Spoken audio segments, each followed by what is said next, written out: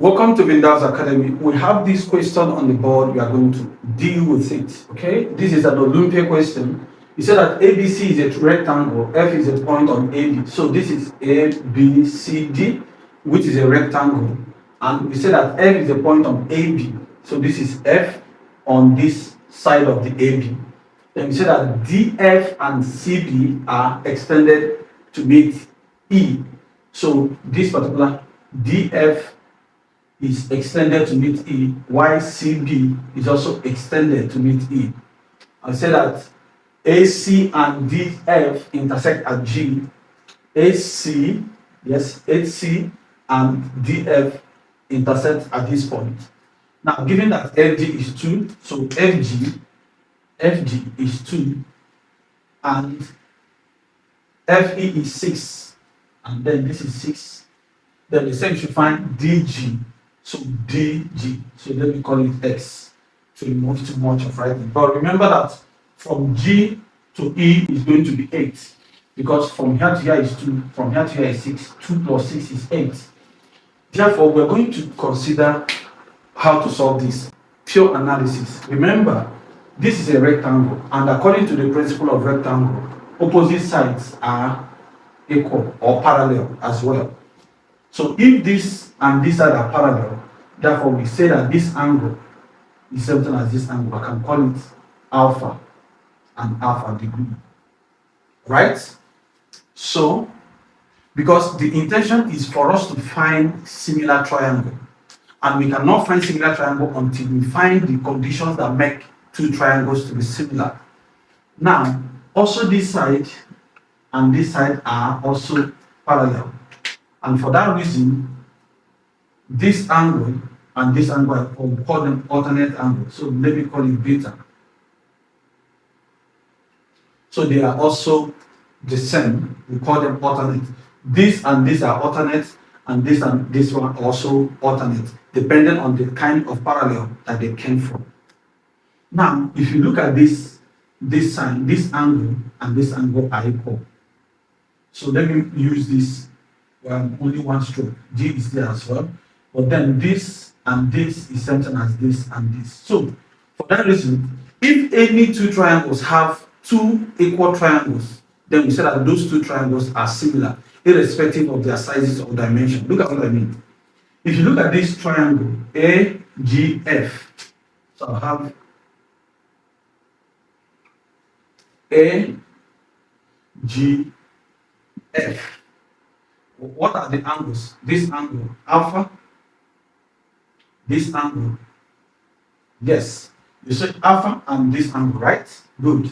So if you also, which other of these triangles, because this is a triangle, this is a triangle, this is a triangle, this is a triangle. Which of these triangles has alpha and this kind of triangle? Let's look for it. It's going to be this and this. So which is also going to be what? It's also going to be, let me show you what that triangle is. That triangle is going to be G, which is here, which has this same angle, from here, this way.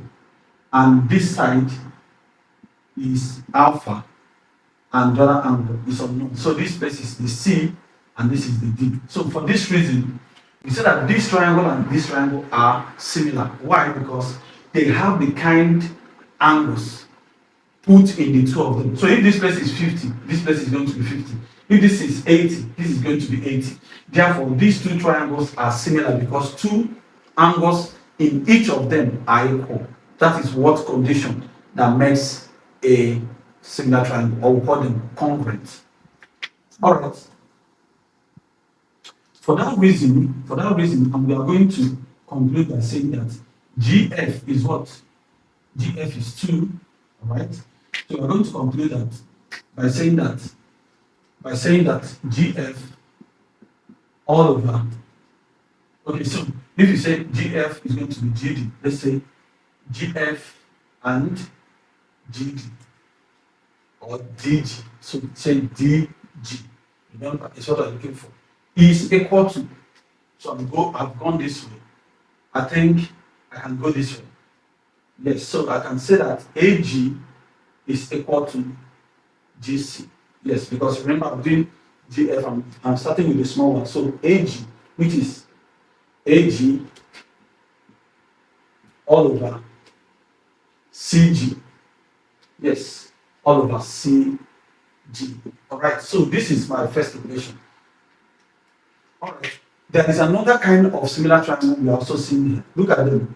This one, which is AGD. It also has the same triangle as GCE.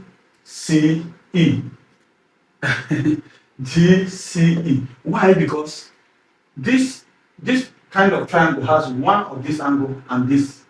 Also this side all the way to E has one of this triangle, also this. Therefore, they are also going to be similar. So I'm going to just draw them without expressing them. So I'm going to say AG, no, is this side. I'm going to say DG and GE.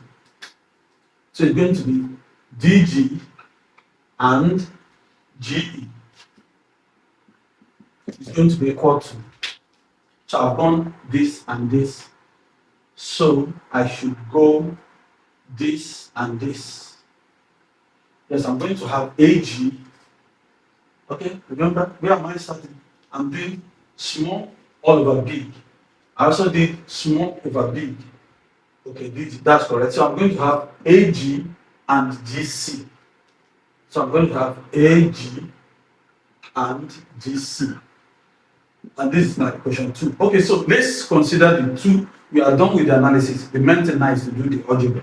All right, what is the algebra behind this? I'm going to say that let's go to the first one. GF is what? 2. So from here, I'm having 2 all over DG. I'm looking for DG. So it's there. So which is equal to AG. Do I have anything AG? AG is nothing.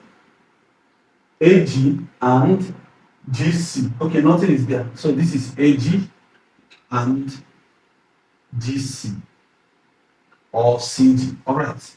So this is how this one is. But remember that AG and GC is same thing as this.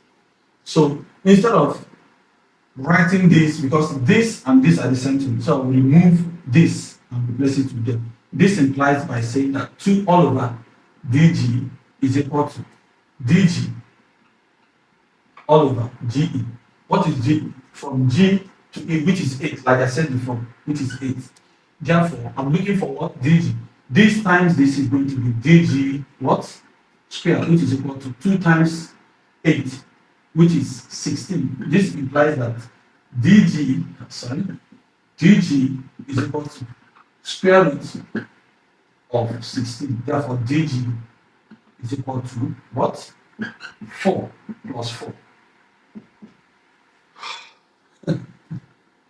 Okay, so sorry about that, because the truth is, if truly you understand how this thing works, you can just quickly put them. But I don't like all those tricks. You need to show analysis of how something works. Ladies and gentlemen, this is where we draw the curtain, and this is the answer. The answer is 4. Remember to hit the subscribe button, share this video, and subscribe.